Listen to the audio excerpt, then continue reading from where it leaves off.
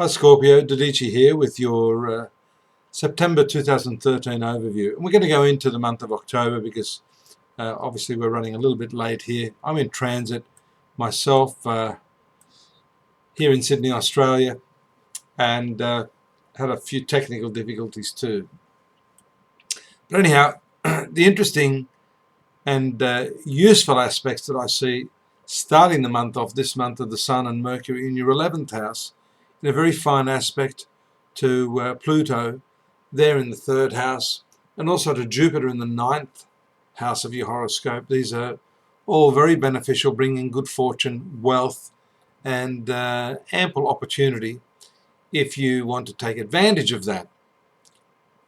We see on the 9th, that's tomorrow, the quick transit of Mercury out of this 11th sector into the quiet zone of your horoscope, the sign of Libra, where the Moon and Venus are also sitting right now. And when this happens, we see that there are some intervals in our lives where we have to go through a gathering stage. Some of that gathering can involve secrets, important matters of confidentiality, looking backwards into your past to make heads or tails of your present. The other thing to do with this 12th house is that of being undermined. And that's an important one because sometimes it's not other people that are undermining us, but us allowing them to undermine us. So there may be a situation here, particularly through this next couple of weeks of the month, where you're fully conscious of the sort of advantage people are taking of you, the disrespect that they're pushing your way, and you may simply not be doing anything about it. With the presence of Venus there, you're probably just letting it wash over you. But I think once Mercury moves into this position, you're going to be a lot more astute, and you're going to start to put your foot down, draw a line in the sand, whatever you want to call it. You're just not going to take it anymore. And this is fairly pertinent if you're in business and people have been using you for their own ends. Now's the time to speak up, and you can do that diplomatically without getting anyone offside. Strangely, the position of one of your ruling planets, Mars, in the 10th house continues to bring you very, very good fortune just now.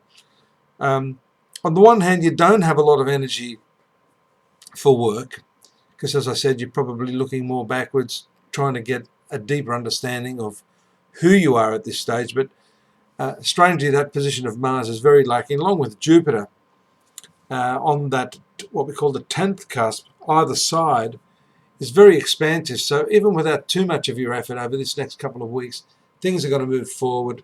Your work can expand, your professional life can move upwards, and the position of Sun in the 11th house of profits, as well as social connections and networking, can bring you some benefits financially. Now, some of the other notable aspects, we need to look more carefully at the aspects of Mars. The right angle of Mars to Saturn tomorrow is not so good. This is probably the last day of the difficulty you'll experience there, as that aspect will be passing.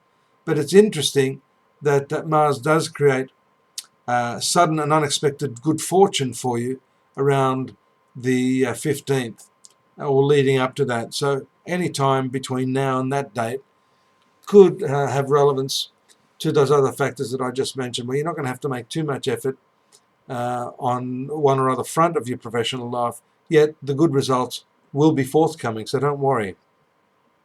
Venus is your planet of love, Scorpio. We see it at the tail end of Libra right now. I'm just trying to get a handle here on what it actually moves into. It doesn't actually do that, moving into your sun sign. Yes, it does. It moves into there very, very shortly, actually, on the 11th, 2 days from now. I was looking further on into the month. And then it will make an aspect to Saturn, which is that long-standing aspect that you've had there in your sun sign for some time, making you a lot more serious, taking on a whole new swag of responsibilities. That can ease things up there with an improvement in your finances But your relationship may be suffering for a little while during this transit, up to and including the date of the perfection of that aspect, which we see happens on the 19th of September. After that, you should see a lessening of the impact of that cool Venus-Saturn influence. The other planet that's very powerful and important to you being a ruling planet is Pluto. It's stationary, direct. So this is a moving forward for you, for many of you, after the 21st of September. That date should, for some of you, be fairly important and bring some significant event as well. The stationary movement simply means, relative to some of the other planetary movements, we see that that planet is stationary, doesn't appear to be moving. But under that transit, it has some important karmic effects. It's in your third house. Things you've wanted to communicate may finally start to be revealed. And it's interesting too that you're going to be undergoing, well, you have been undergoing the opposition aspect of Jupiter, showing a real shift in your philosophical and religious views. You've shaken yourself loose of a lot of those dogmas, I think, and now the real work of blossoming as a spiritual being is only just starting for you. So these are all important events, or at least triggers for the long-term unfolding of these transits in the horoscopes of many of those of you born under the sign of Scorpio. Just a couple of other aspects on the 23rd. I really like the ninth house aspect of Jupiter to the Sun. Depending on the date you're born, that's going to vary, but anything up to the 23rd and maybe a little bit after is going to see some very good fortune for you. Those of you having legal issues can look forward to resolution of those problems. Even health issues or relationship problems are all very much benefited and smoothed over by the triangular and favorable aspect of Jupiter and the Sun. The other aspect there you need to watch out for is the hard aspect from Sun to Pluto on the 2nd of October. That's the beginning of next month. Could be some power plays there or some politics that you have to play, and that may be an unpleasant sort of situation, but you've got to learn to play the game, and if you can do so, all the better for you. You're going to come out on top. I look forward to your company here next month, Scorpio.